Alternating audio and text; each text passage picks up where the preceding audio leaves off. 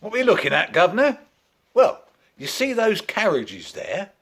It's a wedding, that's what it is, sir. And aren't they a beautiful pair? They don't want no Madderbound music. There's a fireman's band come to play. It's a fireman that's going to get married, and you don't see such sights every day.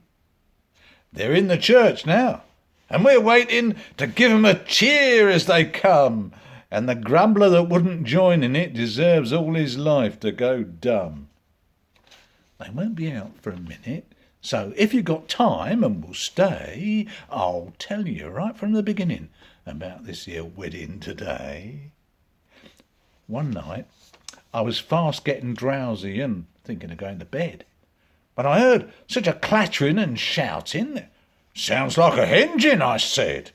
So I jumped up and opened the window.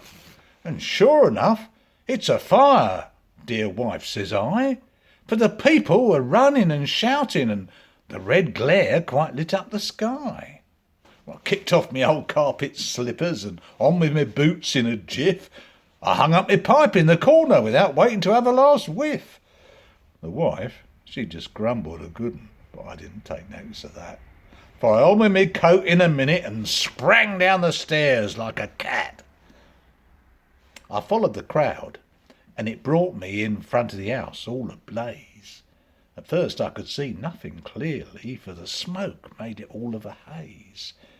The firemen were shouting their loudest and unwinding great lengths of hose. The peelers were pushing the people and treading on everyone's toes. I got pushed with some more in a corner, for I couldn't move, try as I might. But little I cared for the squeezing, so long as I got a good sight. Oh, sir, 'twas grand, but 'twas awful. The flames leapt up higher and higher. The wind seemed to get underneath them till they roared like a great blacksmith's fire. I was just looking round at the people, with their faces lit up by the glare, when I heard someone cry, hoarse with terror, "Oh, look! There's a woman up there!" I shall never forget the excitement. My heart beat as loud as a clock. I looked at the crowd, and they were standing as if turned to stone by the shock. And there was the face at the window, with its blank look of haggard despair. Her hands were clasped tight on her bosom, and her white lips were moving in prayer. The staircase was burnt to a cinder. Oh, there wasn't a fire escape near, but a ladder was brought from the builders, and the crowd gave a half-frightened cheer. The ladder was put to the window, while the flames were still raging below. I looked with my heart in my mouth then, to see who would offer to go. When up sprang a sturdy young fireman, and as a sailor would climb up the mast, we saw him go in through the window, and we cheered as though danger were past.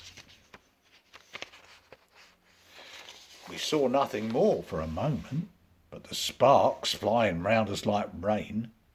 And then, as we breathlessly waited, he came to the window again.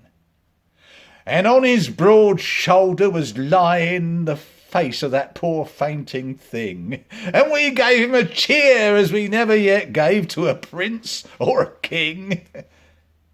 He got on top of the ladder. I can see him there now, noble lad, and the flames underneath seemed to know it, for they leapt at that ladder like mad. And just as he got to the middle, I could see it begin to give way, for the flames had got hold of it now, sir, and the whole thing began to tremble and sway. He came but a step or two lower, and then sprang with a cry to the ground, and there, you would hardly believe it, stood the girl and him, safe and sound. I took off my old hat and waved it. I couldn't join in with the cheer, for the smoke had got into my eyes, sir, and I felt such a choking.